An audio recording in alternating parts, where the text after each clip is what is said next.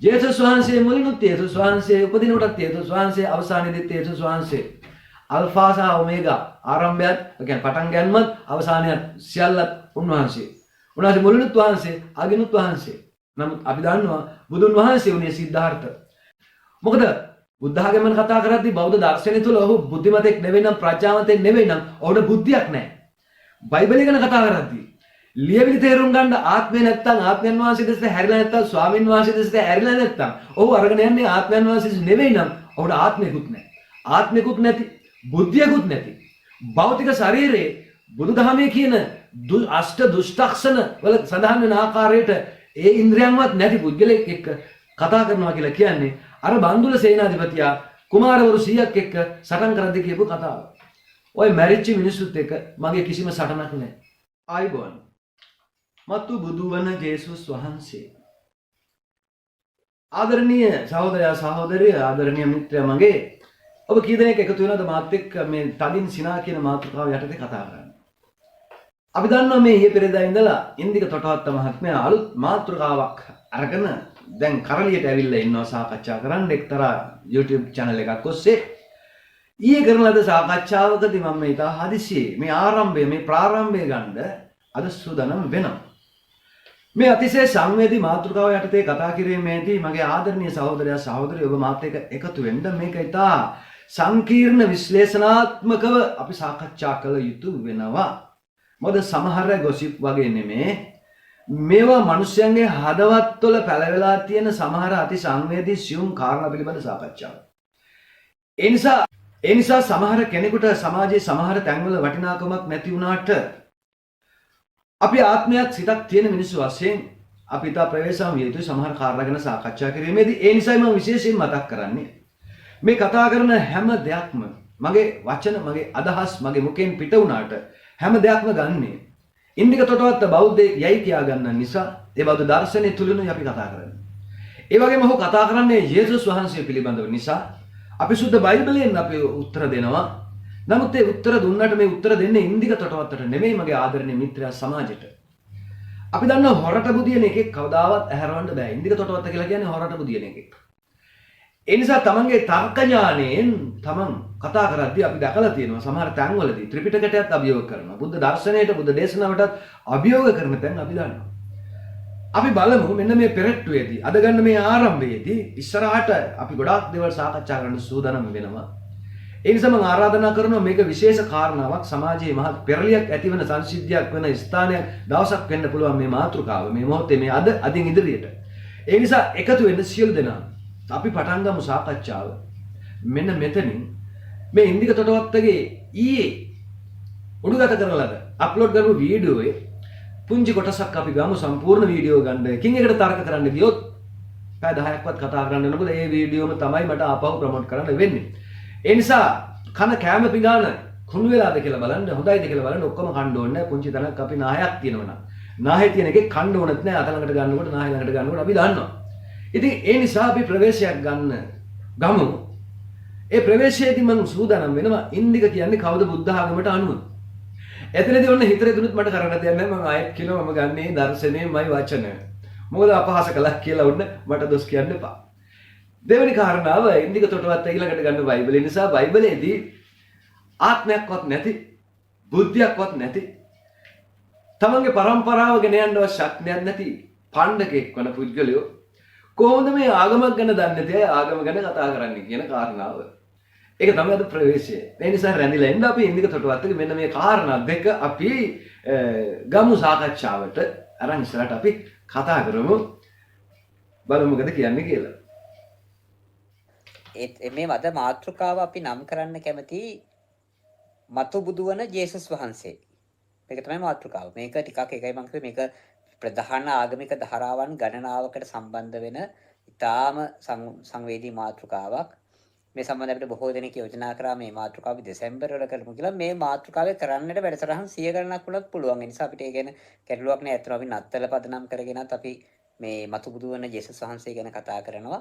ඇත්තරම ජේසුස් වහන්සේ ආගමික ශාස්ත්‍රවරයෙක් හැටියට ඉතාම විශේෂ වෙනවා. ඒ විශේෂ වෙන්නේ ලෝකයේ තිබෙන ප්‍රධාන ආගමික ධාරා 3ක උන්වහන්සේ පිළිබඳව සාකච්ඡා කරන නිසා මේ පිළිබඳ උනන්දුවක් දක්වන බෞද්ධයන් සුළුතරයක් මාවැනි. තව පුංචි කොටසක් ගමු. ඒ වෙලාවේ තමයි අර බයිබලයේ තියෙන ජේසුස් වහන්සේ කිව්වා කියලා තෝමස් ඔබ දුටු බැවින් විශ්වාස කළේය. එහෙත් මම නුඹට කියමි නොදැක විශ්වාස කරන්නෝ භාග්‍යවන්තයෝ කියලා. නොදැක විශ්වාස කරන්නෝ පල් මෝඩයෝ කියන එක තමයි බෞද්ධ පෙරතික සහ සියලු බුද්ධිමත් නිරාගමිකයන්ගේ විශ්වාසය. කියන්නේ හොඳයි ඒ ඇති. ආදරණීය සහෝදරයන් සහෝදරි. මම ඉන්දික තොටවත්ත මහත්තයාට දෙන මේ උත්තරය අපි සමාජගත කරන්න ඕන. ඒ සමාජගත කරන්නේ ඇයි? අපි ඇත්තටම ස්තුති කරන්න ඕන ඉන්දික තොටවත්ත නිසා. මොකද අපට යම් ප්‍රස්තුතයක් ලබා දුන්නා, මාතෘකාවක් ලබා දුන්නා අපිට සමාජය දැනුවත් කරන්න. යම් සුභාරංචියක් සමාජගත කරන්න. ඒ සුභාරංචිය තුල බොහෝ දෙනාගේ නිවි සැනසීම පිළිබඳව, ගැලවීම පිළිබඳව කතා කරන්න. ඒ නිසා එවැනි අය ඉන්න ඕන.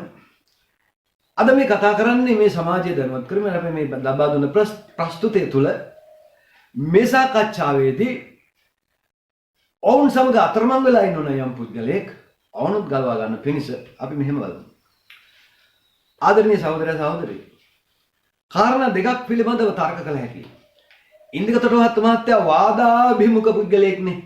එතකොට මේ වාදාභිමුඛ පුද්ගලයෝ කියන්නේ එන්න වාදයට අපි වාද කරමු. අපි දන්නවා පංචමහා වාදයේ වාගේ ඒ වාද පහේදී මොනවද උනේ? වාද කලා සෙනඟ ගොඩාක් මැද්දේ. එහාටත් නෑ මෙහාටත් නෑ වාදේ ඉවරයි.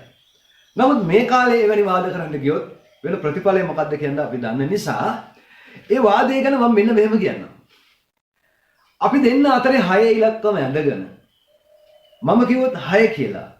අනික එහා පැත්තේ ඉන්න තාක්කල් කියන්නේ 9 කියලා. කවදාවත් මේක 6ද 9ද කියලා ඔප්පු කරලා අවසානයේදී සාධාරණ මධ්‍යස්ථයකට මධ්‍යහන්නයකට එන්න බෑ. ඒක තමයි මේ භෞතික තර්ක ක්‍රමවේදී සිද්ධාන්තයේ සිද්ධාන්තය. එතනදී මේ දෙන්න තර්ක කරන්නේ තමන්ගේ දැනුම ප්‍රඥාව උසස්යයි කියන්න නම් කවදාවත් ඒ තර්කය ඒක සාර්ථක වෙන්නේ නැහැ. නමුත් මේ දෙන්නගේ උත්සාහය සත්‍ය අවබෝධ කරගන්න නම් අනිකා කියන 9ද මෙතන තියෙන්නේ. අනිත් පුද්ගලයා කියන 6ද මෙතන තියෙන්නේ. මෙන්න මේක බලන්න. තමන් කැමති නම් විතරයි ඒ වාදේ සාර්ථක වෙන්නේ. ඒ නිසා කවදා හරි දවසක මම අවසානයේට ඔප්පු කරන සිද්ධාන්තයට ඉන්දික තොටවත්තට එන්න සිද්ධ වෙනවා. ඒ නිසා ඒ වෙනුවෙන් ස්තුති කරන්න ඔබේ දෙවියන් වහන්සේට යේසුස් වහන්සේගේ නාමයෙන් යාචනා කරලා. හොඳයි, මෙන්න මේ කාරණාවේදී අපි දැනගන්න යනවා ඉන්දික තොටවත්ත කියන්නේ කවුද කියලා. ඔන්න අපි බලමු. ඉන්දික තොටවත්ත වීඩියෝදී කියවන්නේ මම වැනි බෞද්ධයෝ කියලා. ඉතින් මේ මම වැනි කියන වචනේ වැදගත්. වැයන්නයි නියන්නයි වැදගත්. මොකද එවැනි බෞද්ධයෝ ඉන්නවා නම් බෞද්ධයන් එවැනි අය කියලා කියනවා නම් අද ලංකාවේ බෞද්ධයෝ ඉන්නේ අතේ ඇඟිලි ගානටත් වඩා අඩු ප්‍රමාණයක්. ඒ නිසා තමන්ගේ වචන වලින් තමන්ම වර්ධනපත් වෙන බව ඉන්දික තොටවත්ත මහත්තයෝ තමන් පිළිගත යුතු වෙනවා. මොකද සමහර තැන්වලදී අපි කතා කරද්දී හිතේ කොහෙද කියලා. රයිට්, මගේ කතාව වැඩි. මහා වග්ගයේ සඳහන් වෙනවා මෙන්න මෙහෙම කාරණාවක්. අපි බලන්න යන්නේ ඉන්දික තොටවත්ත කියන්නේ කවුද කියලා. මම මේක ඉදිරිපත් කරන්නම්. මෙන්න මේ තින්නේ pāli භාෂාවේ තියෙන කොටසක් බලලා අපි ඉස්සරහට යමු. අතකෝ භගවතෝ රහෝ තස්ස පතිසල්ලි තස්ස එවං වේතසෝ පරිවිතක්කෝ උදපාදි අධිගතෝකෝ ම්‍යායන් ධම්මෝ ගම්භීරෝ දුද්දසෝ දුරනිබාදෝ සන්තෝ පනීතෝ අත්තක්කාවචරෝ නිපුණෝ පණ්ඩිත වේදියෝ. අපි ඔක බලමු සිංහල තේරුම මෙන්න මෙතන කියන ඔක්කොම බලන්න ඕනේ නෑනේ. එකල්හි හුදකලා වූ ඵල සමවතින් යුක්ත වූ භාග්‍යවතුන් වහන්සේට මෙබඳු කල්පනාවක් පහළ විය. මා විසින් අවබෝධ කළ මේ චතුරාර්ය සත්‍ය ධර්මයේ ගැඹුරුය දැකීමට දුෂ්කරය, අවබෝධයට දුෂ්කරය, සාන්තය, ප්‍රණීතය, තර්කයෙන් ගත නොහැකිය, සියුම්ය පඬිතයන් විසින්ම දත යුතුය. දැන් ඔක ඉස්සරහට අපි තව කියන්න ඕනේ. දැන් මේ මොකද්ද ඉන්දික තොටවත්ත මහත්තයෝ කියන්නේ? ඔබතුමාගේ බුද්ධ ආගමේ ශාස්ත්‍රවරයා ඒ දර්ශනේ දුන්න කෙනා. උන්වහන්සේ දුන්න මේ දර්ශනය, ස්වාගත දර්ශනය අතිසියුම් ගැඹුරුයි. තර්ක ඥාණයෙන් ගන්න බෑ. ඒක සියුම් අවබෝධයකින්. එහෙම නැත්නම් පඬිතයන් විසින්ම සියුම් අවබෝධයෙන් ගන්න පුළුවන් දෙයක් කියලා. දැන් මම ඔප්පු කරන්න යන්නේ ඉන්දික තොටවත්ත මොකෙද්ද කියලා. එතකොට සියුම් මනසකින් සියුම් ඒ දර්ශනය සියුම් ප්‍රඥාවකින් ගන්න ඕන දේ තර්ක කරලා අර සමනලයක් ගත්තම සමනලයාගේ තටු පැත්තකින් තියලා කඳ පැත්තකින් තියලා අඬු පැත්තකින් තියලා අරගෙන සමනලයා ගැන කතා කරනවා වගේ වැඩක්. එතකොට දකින්න පුළුවන් වෙන්නේ සමනලෙක් නෙවෙයි, ඊටා කැත කෑලි ටිකක්.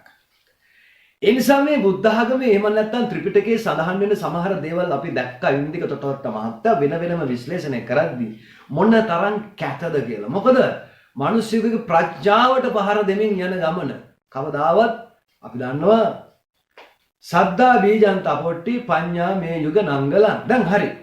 මේ අනුව මේ ධර්මයේ කාටද කියන්නේ? පඤ්ඤාවන්තස්ස අයං ධම්මෝ නායං ධම්මෝ දුප්පඤ්ඤස්ස. දැන් මුලින් කිව්වනේ මගේ ධර්මයේ පඬිතයන්ට කියලා. පඬිතයන් විසින් සියුම් නුවණින් කියලා තර්ක ඥාණයෙන් නෙමෙයි ගන්න පුළුවන් කියලා කිව්වනේ. එහෙනම් මෙතන ඊළඟට කියනවා අයං ධම්මෝ පඤ්ඤාවන්තස්ස නායං ධම්මෝ දුප්පඤ්ඤස්ස. ප්‍රඥාවන්තයන්ට පමණයි. එතකොට මේ ප්‍රඥාවන්තයෝ කවුද කියන එක අපිට හොයාගන්න පුළුවන්. අපි බලමු දුප්පඤ්ඤය නැත්නම් දුෂ්ප්‍රාච්‍යෝ නායං ධම්මෝ දුප්පඤ්ඤස්ස. ඒ කියන්නේ බුද්ධ ආගම බුද්ධ දර්ශනය ඒ ධර්මයේ ප්‍රඥාව නැති අයට නෙමෙයි කියලා කියනවා.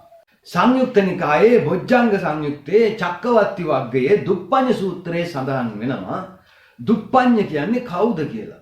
අපි බලමු දුප්පඤ්ඤ කියන්නේ කවුද කියලා. දැන් අපි බලන්න යන්නේ ඉන්දික කියන්නේ කවුද කියලා.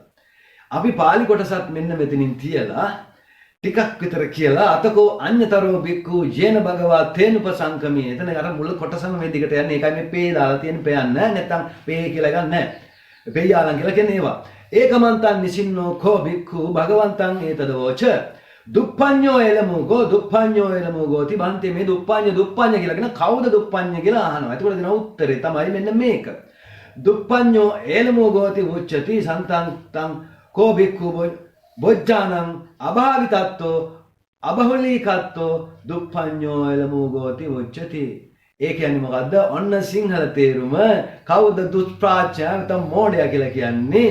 මෙන්න සිංහල තේරුම තියෙනවා. එකල්ලි එක්තරා මහණේ භාග්‍යතුන් වහන්සේ වෙත එළඹියේ. ඒකත් පස්සෝන් ඒ මහණ භාග්‍යතුන් වහන්සේට මේ සැලකලේ. වහන්සේ අනුවනේ කෙලතුළු යනුවනේ කෙලතුළු වේ කියනු ලැබේ. වහන්සේ කෙතකින් අනුවන කෙලතුළු වේ කියනු ලැබේද? මහණෙනි සත් බොජ්ජංග නොයඩු බැවින් නොබහුල කළ බැවින් අනුවන කෙලතුළයයි කියනු ලැබේ. ඔන්න වැඩේ. මොකද්ද? සප්ත බොජ්ජංග නොවැඩු කෙනා තමයි දුෂ්ප්‍රාච්‍ය මෝඩයා. එතකොට සප්ත බොජ්ජංග වර්ධනය කරපු කෙනෙකුට විතරයි මේ අතිසියුම් ගැඹුරු ධාම තේරෙන්නේ. අතිසියුම් ගැඹුරු ධාම කියලා කියන්නේ උන්වහන්සේ දේශනා කරන ලද ධර්මය. ඉන්දික තොටවත්ත මහත්යෝ ඒ ධර්මය අවබෝධ කරගත්තොත් තමයි යෝ ධම්මං පස්සති සෝ මං පස්සති. බුදුන් වහන්සේ දේශනා කළ ධර්මය අවබෝධ කරගත්තොත් විතරයි බුදුන් දකින්න පුළුවන්. අවබෝධ කරනවා කියලා කියන්නේ මේ ඔය කියන අවසාන එන්ඩ් පොයින්ට් එක නෙමෙයි. ඒ ධර්මයේ තුලින් බුදුන් දැකීම. ධර්මයේ ගවේෂණය කිරීමෙන් බුදුන් දැකීම. එතකොට මේ ධර්මයේ ගවේෂණය කරන්න නම් අපි දන්නවා සච්චිකර්ණී සූත්‍රවල වගේ සූත්‍රවල දේශනා කරනවා දිව්‍ය ඉන්ද්‍රයන් අවශ්‍යයි. දිව්‍ය ඉන්ද්‍රයන් කියලා කියනකොට මට දුක හිතෙනවා සමහර දේවල් කතා කරන්න. ඉන්ද්‍රයන් අවයව පිළිබඳ කතා කරද්දී මම ඊළඟට කතා කරනවා මම අපහාස කළා කියලා කියන්න එපා. මට දුකයි. මොකද අපි දන්නවා අෂ්ට දුෂ්ටක්ෂණ පිළිබඳ කතා කිරීමේදී මේ ධර්මයේ තේරුම් ගන්න පුළුවන් කාටද කියලා. මේක අතිශයින්ව විශ්ලේෂණය කරන්න ඕන දෙයක් සංවේදී කාරණාවක් කියලා මගේ ආදරණීය සහෝදරයා සහෝදරිය කිතුණු සහෝදර සහෝදරියා බෞද්ධ මිත්‍රයනි මම මේ කිව්වේ අන්න ඒකයි. එතකොට වෙන මේ ධර්මයේ තුලින් තමයි බුදුන් දකින්න පුළුවන් වෙන්නේ. බුදුන් දැක්කොත් තමයි බුදු සරණ යන්නේ. බුදු සරණ ගියොත් තමයි අර දේවතාවෙක් කියන්නේ යේකේචි බුද්ධං සරණං ගතාසේ නතේ ගමිස්මින්ති අපාය භූමින් පහය මානුසං දේහං දේවකායම් පරිපූර්ණසන්ති. එතකොට මේ ඉන්ද්‍රියන් වලින් එහෙම නැත්නම් අස කන නාසය දිව ශරීරයේ මනස කියන භෞතික ඉන්ද්‍රියනුත් වලින් එහාට දිව්‍ය ඉන්ද්‍රියන් දක්වා වර්ධනය වෙන්නේ බුදුන් සරණ ගියාට පස්සේ. බුදුන් සරණ ගියේ එකා තමයි බෞද්ධයා කියලා කියන්නේ. එතකොට බුදුන් සරණ යන්නේ කොහොමද? ධර්මයේ දන්නේ නැතුව. ධර්මයේ පිහිට සරණ ලබන්නේ කොහොමද? අඩු ගානේ භෞතිකව තියෙන මේ ෂඩ් ඉන්ද්‍රියන් හරියට නැතුව. එතකොට මේ ෂඩ් ඉන්ද්‍රියන් වලින් තමයි අපි දන්නවා අපි එතන බලමු මම ඒකත් ඉදිරිපත් කරන්න. මොකද නැත්තම් මං කිව්වා කියලා කියනවනේ. එතකොට මේ ධර්මයේ තුලින් බුදුන් නොදැක්කා නම් අපි කිව්ව බෞද්ධයෙක් වෙන්න බෑ කියලා. එහෙමනම් ධර්මයේ තුලින් ගමන් කරන පුද්ගලයෝ අපි දන්නවා කුල්ලපමංගෝ භික්කවේ ධම්මං දිසිසාමි නිතර නත්තායන ගහනත්තා කියන ඔය වගේ ධර්මයේ කර ගහගෙන කෑ ගහන්න කියලා නෙමෙයි. මහණෙනි මාගේ ධර්මයේ ඔරුවකට උපමා කරමි. ඒට නඟ පැඩගෙන යාම පිණිස මිස කර ගහගෙන යාම පිණිස නොවේ කියලා කියනවා. එහෙමනම් ආදරණීය ඉන්දික තොටවත්ත මහත්තයෝ ඔය ධර්මයේ කර ගහගෙන තැන් තැන් වල ගිහිල්ලා පට්ටපතුරු ගහනවද? ඔබතුමා මේ ධර්මයේ තේරුම් අරගෙන සප්තබොජ්ජංග සප්තබොජ්ජංග තව බැලුවේ නෑනේ. ඒව වඩලාද තමුන්නාසි කියලා අපි බලමුකෝ. වඩලා සත්‍තිස් බෝධිපාක්ෂික ධර්ම තුලින් ගමන් කරලා එහෙම නැත්නම් ආර්ය අෂ්ටාංගික මාර්ගයෙන් ගමන් කරලා සම්මා සති සම්මා සමාධි වලට ආවනම් තමයි එනවනම් තමයි මේ ධර්ම මාර්ගයට අනුගත වෙලා ඉන්නවනම් තමයි මහත්යෝ බෞද්ධයෙක් කියලා කියන්නේ. හරි, ඒ කතාව බලමු මේ සප්තබොජ්ජංග කියන්නේ මොනවද කියලා. අන්න මම ඊට පස්සේ මේක මම පිළිවෙල කරලා දෙන්නම්. මෙන්න තියෙන සප්තබොජ්ජංග. මම ඒකත් මෙතනින් ඉදිරිපත් කරන්නම්. සප්තබොජ්ජංග මෙන්න මේවා 7 වර්ධනය කරපු කෙනාට තමයි අන්න අර ධර්මයේ තේරුම් යන්නේ. මොනවද? එමිට බලන්න සතිබොජ්ජංගේ, ධම්මවිචේ බොජ්ජංගේ ඒවල තේරුම් ඉස්සරහින් තියෙන නවත්තලා බලන්න වීඩියෝ මම නැත්තම් කිව්වොත් දික් වෙනවනේ. වීර්ය සම්බොජ්ජංගේ, ඊට පස්සේ කියන ප්‍රීති සම්බොජ්ජංග, පස්සදී සම්බොජ්ජංග, සමාධි සම්බොජ්ජංග, උපේක්ඛා සම්බොජ්ජංග. මෙන්න මේ සම්බොජ්ජංග කියලා කියන්නේ සම්බෝධියට පත්වීම සඳහා පිළියුතු අංග. ඒ අංග ධර්මයේ තුලින් නෙමෙයි. තමන්ගේ අසකරනාසය දිව ශරීරයේ මනස සහ මෙන්න මේ තියෙන සත් ඉන්ද්‍රියන් තුලින් මේ ලෝකය පිළිබඳ යථාර්ථවාදී අවබෝධ කර ගැනීම තුලින් තේරුම් අරගෙන අපි දන්නා පුංචි කාලේ ඉඳලා යම් ධර්මයේ ස්පර්ශයක් තියෙනවනේ. ඒ තුලින් වර්ධනය කරගන්න බෝධි අංගයක්. එතකොට මෙන්න මේ අංගය තියෙන කෙනා තමයි ඒ අංකුරයේ තියෙන කෙනාට තමයි මෙන්න මේ ධර්මයේ පිහිටන්නේ. ඒත් එක්කම මෙන්න මේ කොටස බලමු. මේ කොටස බලලා මේ අපි කතා කරමු ඉස්සරහට. මේක පුංචි සංවේදී කාරණාවක් තියෙන්නේ. මම දුකයි මේ කියන්න කියලා කිව්වේ ඒකයි. එතකොට අපි දන්නවා අෂ්ට දුෂ්ටක්ෂණ පිළිබඳව භාග්‍යවතුන් වහන්සේ දේශනා කරනවා. නොකල් 8ක් පිළිබඳව. ධර්මයේ අවබෝධ කරගන්න බැරි ස්ථාන අවස්ථා 8ක් පිළිබඳව කතා කරනවා. අපි ඔක්කොම කතා කරන්නේ නැතුව එක තැනක් බලමු. මෙන්න මෙතන තියෙනවා 6 වෙනිවට තියෙන අංකයෙන් බලන්න මේක මම දෙපාරට තුන් පාරට ඉදිරිපත් කරන්නම්. කායික හෝ මානසික දුබල බවින් උපදින්නෝ බලවත් කුසල කර්මයක්කින් උපදින්නෝ නොවේති. ඒකට කියනවා ප්‍රතිසන්දි. අහේතුක හෝ ද්වේහේතුක කියලා තියෙනවා වරහන් ඇතුලේ. ඒවා ගැන පස්සේ කතා කරමු. එබැවින් ඉන්ද්‍රියයන්ගෙන් එකකුදු හෝ දුර්වල බවින් යුක්ත වේ නම් ධර්මයේ අවබෝධයට බාධක වේ. කිසියම් කුසල කර්මයකින් ඔවුන්ගේ මෙතන ලයිස්තුවක් තියෙනවා. ඒ කියන්නේ ඇස කන නාසය දිව ශරීරයේ මනස කියන මෙන්න මේ ඉන්ද්‍රියන් වලින් ලෝකේ දැකලා ආස්වාදයේ ආදීනව නිස්සරණය කියන්නේ මොකක්ද කියලා තේරුම් ගන්න මිනිස්සුන්ට තමයි මෙන්න මේ ධර්මයේ පර්යාප්ති ප්‍රතිපatti ප්‍රතිවේද කියන තත්ත්වයකටපත් වෙලා දැන් ওই පර්යාප්තිය විතරයි තියෙන්නේ. එතකොට ওই පර්යාප්තිය කියලා කියනවා කියවපිට පර්යාප්තිය කියලා කියන්නේ කියවනවා නැත්නම් අහනවා. ඊට පස්සේ ඔක මහත්ය ප්‍රතිපත්තියට ගන්න ඕන. ඒ ප්‍රතිපත්තියට ගත්ත ගමන්ම අපි දන්නවා පරම නිට්ඨාව දක්වා ඒ ධර්මයේ විහිණු යරයි යන්නේ. එතකොට පරම නිට්ඨාවට පත් වෙන කතන්දරේ පැත්තකින් තියලා ඇයි ඔය තර්ක විතර්ක කර කර ඉන්නේ? අර අලගද්දූපම සූත්‍රයේ වගේ කුල්ලුපමං ඔබික්කවේ ධම්මං දේශිස්සාමි නිතර නත්තායන ගහනත්තාය වගේ ඒක කරගහගෙන යන්නේ නැතුව ඒ නිර්වාණ සංප්‍රයුක්ත එහෙම නැත්නම් නිර්වාණ ශේම භූමියට යන්න බැරුව ඔය තක ගාලා දඟලන්නේ එක එකාගේ අඟු පිල්වල අර ආගමට මේ ආගමට තර්ක කර කර තමන්ගේ ආගමේ තියෙන දේවල් තමන්ට ගන්න බැරුව. මොකද හේතුව තමන් ඉපදිලා ඉන්නේ අන්න ඒ අකුසල කර්මය නිසා. අන්න ඒ හේතුව නිසා, පාපකාරී හේතුව නිසා. එතකොට මේ අනුව මම යෝජනා කරනවා තමුන්නාන්සේ බෞද්ධයෙක් නෙමෙයි. ගොඩාක් දේවල් මට උදාහරණ උපමා ගන්න පුළුවන්. නමුත් මේ ටිකම බලන්න මම නැවත ගොනු කරලා දෙන්නම් බයිබලයට යන්න ඉස්සෙල්ලා. මොකද්ද? අසකරනාසේ දිව ශරීරයේ මනස කියන මේ ෂඩ් ඉන්ද්‍රියන් හරියට නැත්තම් මේ ලෝකේ හරියට විඳින්න විඳ ගන්න බැරි නම් තමන්ගේ પરම්පරාව අරන් යන්නත් බැරි පණ්ඩකෙක් නම් ඊළඟ කාරණාව අර බෝධිපාක්ෂික ධර්ම ඒවා වර්ධනය කරලා නැත්නම් ඒ කියන්නේ සප්තබොජ්ජංග වඩලා නැත්නම් ඔහු දුෂ්ප්‍රාච්‍යයෙක් නැත්නම් මෝඩේ. ඊළඟට මුලින්ම බලුවා මෝඩයාට මේ ධර්මය ස්පර්ශ වෙන්නේ නැහැ. මේ ධර්මයේ ස්පර්ශ වුණේ නැත්නම් ධර්මය තුලින් බුදුන් දකින්න බෑ. බුදුන් දකින්න බැරි නම් බුදු සරණ යන්න බෑ. ඒක අතාර්කිකයි. ඒක තර්කයෙන් අපිට ගන්න බෑ. එතකොට බුදුන් දකින්න බැරි නම් බුදු සරණ යන්න බැරි නම් ඔහු බෞද්ධයෙක් වෙන්න බෑ. Tamanට කියා ගන්න පුළුවන්. ඔහු බෞද්ධයෙක් වෙන්න බෑ. එහෙනම් බෞද්ධයෙක් නොවන කෙනෙකුට බුද්ධ ආගම ගැන කතා කරන එක ඉන්න එක තොටවත් මහත්යෝ තමුන්නාංශයේ වචන අනුවම සුජාත අයිතියක් නැහැ. නිකන් ගිහලා පජාත වෙනවා විතරයි. ඉතින් මට සමා වෙන්න මම මේ කරුණු ගත්තේ ඔබතුමාගේම බුද්ධ ආගමේ ඒවයි. මම ඒ ඔබතුමාගේ කියන්නේ මගේ බුද්ධ ආගම ඕක නෙමෙයි. ඇයි මම ඔබතුමාගේ බයිබලය කියලා සමහර තැනකදී කියන්නේ ඇයි ඔබතුමාගේ ජේසුස් කියලා කියන්නේ මගේ ජේසුස් එහෙම නෙමෙයි. ඒ නිසා මේක ආගමිකයෝ වෙන්න පුළුවන්, නිරාගමිකයෝ වෙන්න පුළුවන්, සර්වාගමිකයෝ වෙන්න පුළුවන්. නිරාගමිකයන්ට ඕනෑම ආගමක වරද පෙන්වන්න පුළුවන්. සර්ව ආගමිකයෙකුට ඕනෑම ආගමක හොඳ පෙන්වන්න පුළුවන්. මෙන්න මේ දෙකෙන් අපි දැනගමු ඉන්දික තොටවත්ත කියන්නේ කවුද කියලා. සහ මේ අපි කතා කරන ධර්මයේ සඳහන් වෙන පුද්ගලයා කවුද කියලා. එහෙනම් අපි යමු ඊළඟ කොටසට. සුද්ධ බයිබලයේ පළවෙනි යොහන් පොතේ 5 වෙනි පරිච්ඡේදයේ පළවෙනි පදයේ මෙහෙම සඳහන් කරනවා. මේක බොහෝ තැන්වල තියෙනවා අපි එකක් ගන්න. ජේසුස් වහන්සේ ක්‍රිස්තුස් වහන්සේ බව විශ්වාස කරන සෑම දෙනම දෙවියන් වහන්සේගෙන් ඉපද සිටිති. ඔන්න මහත්තයෝ තව ගැටයක්. ඔබ කතා කරන්නේ ලෝකේ කතා කරන්නේ ජේසුස් වහන්සේ ගැන. ඔබ දන්නවද ජේසුස් වහන්සේ කියන්නේ ක්‍රිස්තුස් වහන්සේ කියලා? මෙතන දෙන්නෙක් ඉන්න බව හොඳට මතක තියාගන්න. මේ මෙතන තියෙන අභිරහස පිළිබඳව ඔබ නොදන්නා යමක් තියෙන බව මතක තියාගන්න. ඒකයි මම මුලින්ම කිව්වේ ඔබට මේක තේරුම් ගන්න නම් මෙතෙන්ට එන්නම වෙනවා. කෙටියෙන් අපි මේක ඉවර කරමු. දෙවෙනි කොරින්ති පොතේ 5 වෙනි පරිච්ඡේදයේ 10 වෙනි පදයේ කියනවා. මාංශාකාරයෙන් ක්‍රිස්තුස් වහන්සේව දැන නොගනිමු. මාංශාකාරයෙන් ක්‍රිස්තුස් වහන්සේව දැන නොගනිමු. ඇයි මේව කියන්නේ? මෙන්න මේ මාංශාකාරය කියන කතාවට මම මේකත් කියලාම ඉවර කරන්නම්.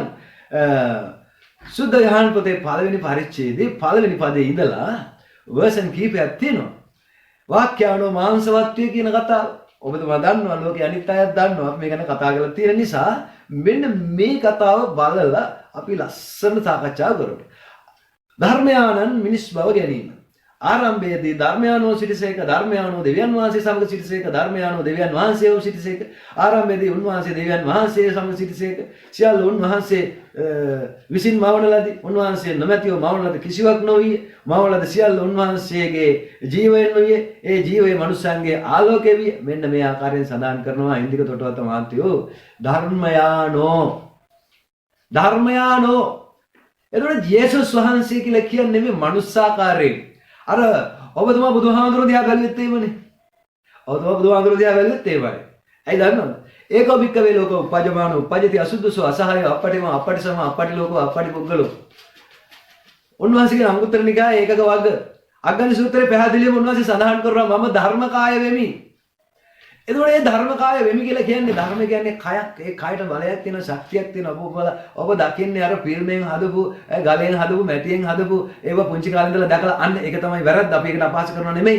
ශ්‍රද්ධාව තියෙන්න ඕනේ. ඒවා තියෙන්න ඕනේ. අපි ඒකන කතා කරලා තියෙනවා වෙනම. ඒ නිසා මෙන්න මේකයි වරද. ඔබ බුදුන් දැක්කේ ධර්මයේ හරහා නෙමෙයි. එහෙමනම් ඔබ බෞද්ධයෙක් වෙන්න බෑ. මොකද අනිත් මිනිස්සුත් ඒ විදිහට බුදුන් දකින්නවනේ. අපි ගත්තොත් ජේසුස් වහන්සේ පිළිබඳව ජේසුස් වහන්සේ මාංශාකාරයෙන් දකින්න බෑ. මාංශාකාරයෙන් දැකපු මිනිස්සු ඇනගත්තා. අදටත් ඇන ගනිමින් සිටිනවා. මාංශාකාරයෙන් දකින්න බෑ. ඒ වගේ එමුනම් මෙතන කියනවා ධර්මයානෝ වාක්‍යානෝ ධර්මයානෝ බලන්න ප්‍රාණවාචී ගෞරවනීය නාමපද යානෝ. දැන් ඔබතුමාගේ ආගමේ මේ ධර්මෙට මොකක්ද කියන්නේ? අප්‍රාණවාචී නාමපදයක්. ධර්මය. ඔබතුමාම ධර්මයේ මරලා දාලා ඔබතුමාම ධර්මයෙන් පිටපතනවා. හොඳට මතක තියාගන්න. යේසුස් වහන්සේ බුදු වෙනවා කියන කාර්ලින් මෙන්න මේ පුංචි කාරණාව හරහා ටික ගවේෂණය කරන්න. මොකද්ද දන්නවද? යේසුස් වහන්සේ මුලිනුත් යේසුස් වහන්සේ උපදින කොටත් යේසුස් වහන්සේ අවසානයේදීත් යේසුස් වහන්සේ අල්ෆා සහ ඔමේගා ආරම්භයත් කියන්නේ පටන් ගන්නමත් අවසානයත් සියල්ලත් උන්වහන්සේ. උන්වහන්සේ මුලිනුත් වහන්සේ අගිනුත් වහන්සේ. නමුත් අපි දන්නවා බුදුන් වහන්සේ උනේ සිද්ධාර්ථ. මෙතන ඔබ නොදන්නා අභිරහසක් තියෙනවා. මම ඒක දැන් කියන්න යන්නේ නැහැ. ඒ නිසා මෙන්න මේ හරහා ගවේෂණය කරන්න ආදරණීය ඉන්දික තොටවත්ත මහත්තයෝ මම ඒකයි කිව්වේ. බෞද්ධයෙක් නෙමෙයි නම් බුද්ධ ආගම ගැන කතා කරන්නත් බෑ. ඒ කියන්නේ නෙමෙයි කියන කතාව මෙහෙමයි. බුද්ධ ආගම ගැන දන්නේ නැතුව, ධර්මයේ බුද්ධ ධර්මයේ අවබෝධයක් නැතුව ඒක ගැන කතා කරන්න බෑ. බයිබලයේ සඳහන් වෙන ආත්මික මොද එක තැනක කියනවා දෙවෙනි කොරින්ති පොතේ 3 වෙනි පරිච්ඡේදයේ 15 අද දක්වා මෝසෙස්ගේ ලියවිලි කියවන කල වැස්මක් ඔවුන්ගේ සිත් පිට තිබේ.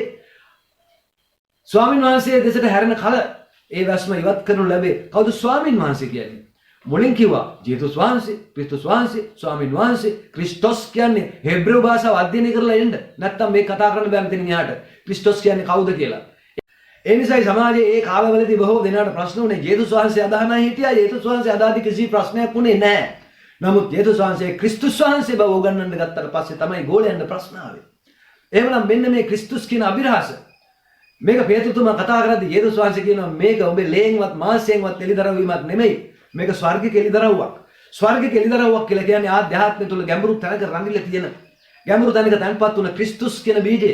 ඒ බීජයේ අභිරහසක් මේක. අන්න ඒ දේව ස්වභාවය ඉන්දික තොටවත්ත මහත්තයෝ ඔබට කරදරයක් වුණාම පපුවට ගහලා අනේ බුදුනේ කියනවද අනේ දෙයියනේ කියනවද කල්පනා කරලා බලන්න. හදවතේ ගැඹුරුම තැන පතුලේ සිත කියලා කියන්නේ චෛතසික චිත්ත චිත්‍ර විචිත්‍ර වූ දේව මාලිගාවේ ගැඹුරේ වැඩ සිටින දෙවියන් වහන්සේ පිළිබඳ කාරණා.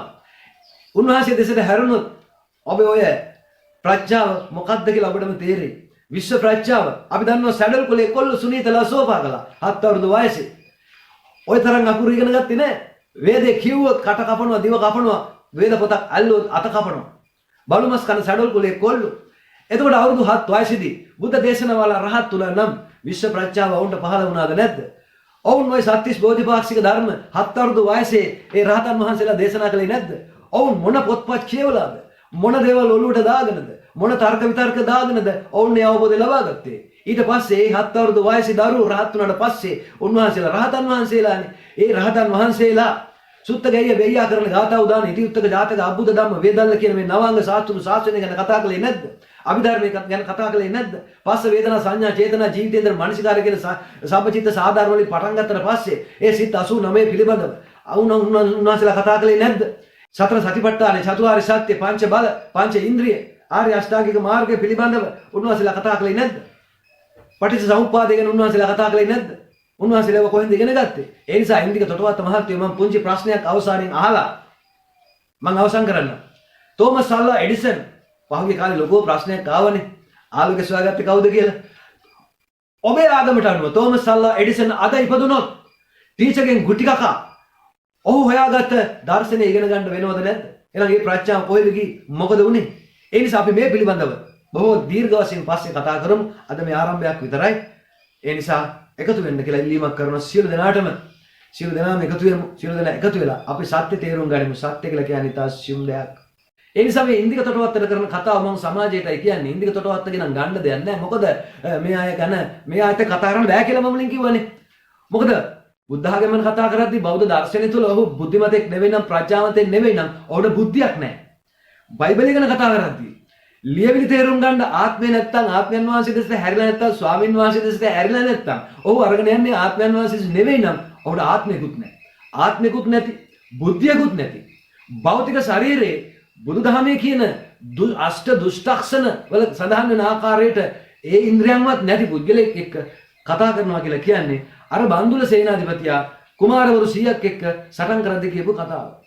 ඔය මැරිච්ච මිනිස්සුත් එක්ක මගේ කිසිම සටනක් නැහැ. අපේ සටන තියෙන්නේ වෙනත් දෙයක්. ඒ නිසා මේ කතා කරන්නේ මගේ ආදරණීය මිත්‍රයා සමාජයේ ඔබට, ආදරණීය සහෝදරයා සහෝදරිය සමාජයේ ඔබට. මේ හරහා මේ කියන කරුණු ගැන විශ්ලේෂණය කරලා බලන්න. මොකද ධර්මයානෝ මාංශවත් විය. මේ ස්වභාව වූ මම යම්සේ සිටින් දෙසේම සිටින් කියනවා වූ මේ ධර්මයේ ස්වභාවය ධර්මයේ මෙන්න මෙයයි කියලා දෙන්න ආපු පුද්ගලයා හරි හාස්කම් සහිතව ලෝකෙට බිහි වෙලා හාස්කම් සහිතව බොහෝ දේවල් කරපු පුද්ගලයෝ මේ මාංශාකාරයෙන් අඳුරන්න බෑ. ඒ නිසා අපි මේ ගැන පස්සේ කතා කරමු. අද දවසේ මම ගත්තේ මේ පෙරට්ටුව ආරම්භයක් විතරයි, ඇටෙන්ෂන් එකක් විතරයි. අපි බලාපොරොත්තු වෙන ඉස්සරහට බොහෝ දේවල් කතා කරන්න. ඉන්දික තොටවත්ත මහත්තයෝ ආගම කියලා කියන්නේ පිළිකාවක් නම් ධර්මය කියලා කියන්නේ පිළිකාව හැදිලා තියෙන ශරීරය. ඒ නිසා මම ඔබ දන්නවනම් කියන්න ආගම කියලා කියන්නේ මොකක්ද කියලා. ත්‍රිපිටකයේ සඳහන් වෙනවා. බුදු දේශනාවේ සඳහන් වෙනවා. ආගම කියලා කියන්නේ මොකක්ද? ආගම කියන්නේ මොකක්ද කියලා දන්නේ නැති. තව පැත්තකින් කියනවනම් තමන් කතා කරන භාෂාව ගැන තමන් දන්නේ නැති පුද්ගලෙක් අනුන්ගේ භාෂාවේ තියෙන දේවල් කතා කරන්න යනවා. තමන්ගේ භාෂාව දන්නේ නැති එක කියන්නේම කුණුහරුප. අනුන්ගේ භාෂාවක් ගැන කතා කරන්න යන එක තමන්ගේ භාෂාවත් නොදැන ඌ ඊටත් වඩා කුණුහරුප කියන්නේ. ඒ නිසා කුණුහරුප කියලා කියන්නේත් මම මේ නරක වචනයක් පාවිච්චි කරන්නේ. කුණු කියන්නේ අහක දැමිය යුතු දේවල්, හරුප කියන්නේ වචන. ඔය සියලුම වචන අහක දැමිය යුතු වචන. සමාජය දැනගනිත්වා ඉන්දික තොටවත්ත යනු කවුද? ඉන්දික තොටවත්තගෙන් සමාජයට වෙන්න සෙතේ මොකද්ද?